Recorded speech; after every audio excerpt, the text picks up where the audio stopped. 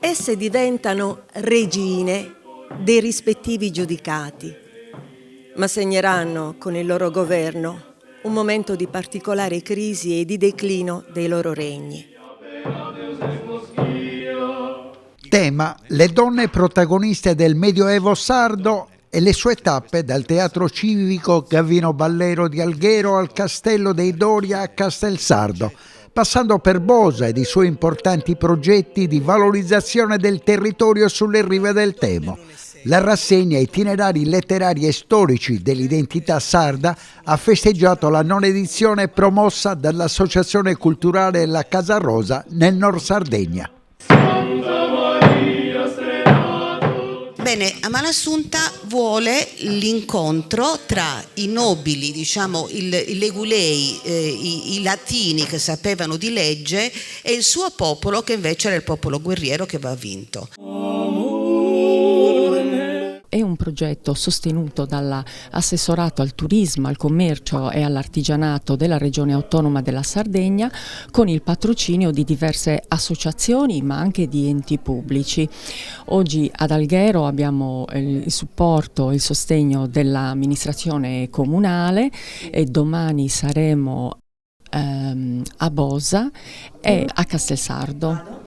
E i partner dell'iniziativa sono diversi, la Fondazione Sardegna Isola del Romanico, l'APS Itinera Romanica e Giulia Giornaliste, che ormai ci accompagna in tutte le nostre iniziative. La collaborazione è importante perché ci consente di focalizzare l'attenzione su alcune figure femminili che si sono distinte nel Medioevo sardo.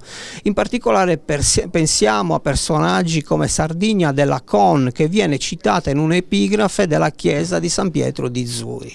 Viene citata come nell'epigrafe questa badessa straordinaria che diventa operaia di una fabbrica, ovvero sia di una chiesa, la chiesa di San Pietro di Zuri, quindi va a gestire le finanze, l'economia di questo straordinario cantiere che viene commissionato appunto dal giudice di Arborea Mariano II.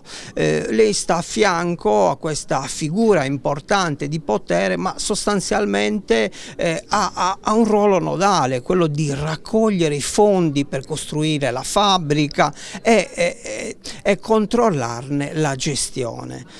Questo è già un aspetto importante per una donna in quei tempi. Stiamo parlando del XIII secolo, possiamo andare ad annum perché abbiamo una datazione epigrafica, ovvero sia un'iscrizione su pietra che ci documenta che nel 1291 viene realizzata questa chiesa. Viene realizzata intitolata a San Pietro, appunto la chiesa di San Pietro di Zuri, che si trova nell'attuale frazione di Ghilarza Zuri, appunto, ma prima si trovava nel luogo dove ora sta l'invaso del lago Omodeo. Fu ricostruita poi negli anni 20 del secolo scorso per Anastilosi, quindi esattamente come si trovava nel luogo di origine.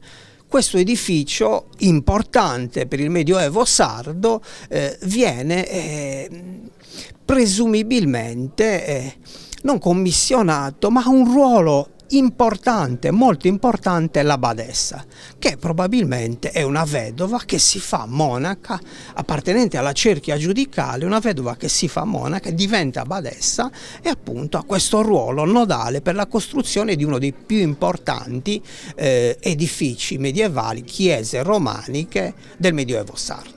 Nasciamo nel 2012 come associazione a seguito di un progetto transfrontaliero, quindi un progetto europeo. Crediamo fortemente nel Medioevo come motore di sviluppo anche del territorio attraverso la valorizzazione dei beni culturali, quindi dell'architettura romanica. Dal 2020 puntiamo molto sullo studio e la divulgazione della storia e delle vicende delle donne sarde, proprio perché sono un esempio anche poco conosciuto e quindi ancora molto interessante da scoprire e da raccontare per conoscere la storia medievale sarda e quindi il patrimonio del Medioevo in Sardegna.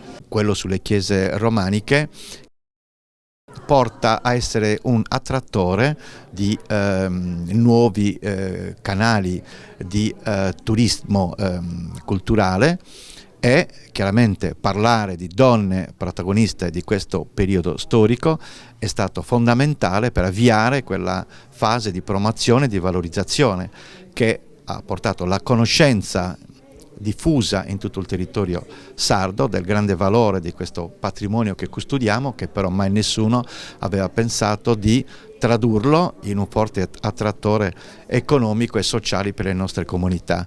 La Fondazione, con i suoi 90 comuni sardi, ha invece aperto questa strada, per cui oggi le comunità sono ben consapevoli del bene prezioso che custodiscono nel loro territorio, e i sindaci, le amministrazioni comunali sono ben consapevoli anch'esse che da questo grande patrimonio può partire un progetto di sviluppo locale e poi territoriale, con questa bellissima rete di oltre 100 chiese romaniche sparse in tutto il territorio della Sardegna. Sicuramente un attrattore riconosciuto in tutta Europa, in quanto l'architettura romanica è presente in tutta Europa, per cui è più facile che il turista venga richiamato da un bene, da un patrimonio che conosce già in altre aree d'Europa, ma che vuole capire com'è questa declinazione sarda.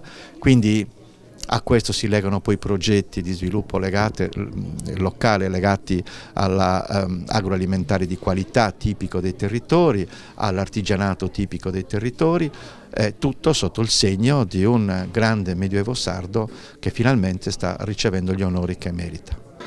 Siamo inseriti dal 2006 nel circuito del romanico con la nostra chiesa di San Pietro, quindi una chiesa importante, una chiesa molto antica, e per noi uno dei nostri fiori all'occhiello. La donna nel Medioevo anche a Bosa ha dato i suoi frutti, noi abbiamo una grande attenzione sotto questo aspetto. La donna poi è molto importante anche in un contesto più moderno, se vogliamo.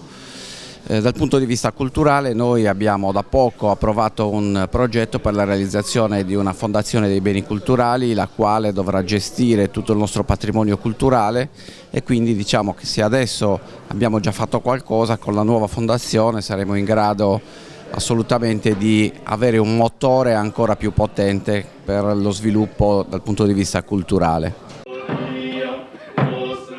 Chiamo la presidente della FIDAPA, Margherita Lendini, che tanto si è spesa per questa iniziativa insieme a Maristella, per un saluto di benvenuto. Buonasera a tutti, vi ringrazio di essere presenti qua, ringrazio tutti gli organizzatori di questa bellissima manifestazione. L'importanza che noi diamo al nostro lavoro viene rivolta soprattutto nell'educazione dei giovani. È la prova di una quadripartizione dell'isola in altrettanti regni-stati. Un progetto organizzato dall'associazione La Casa Rosa che ha coinvolto la PS Itinera Romanica e la Fondazione Sardegna Isola del Romanico.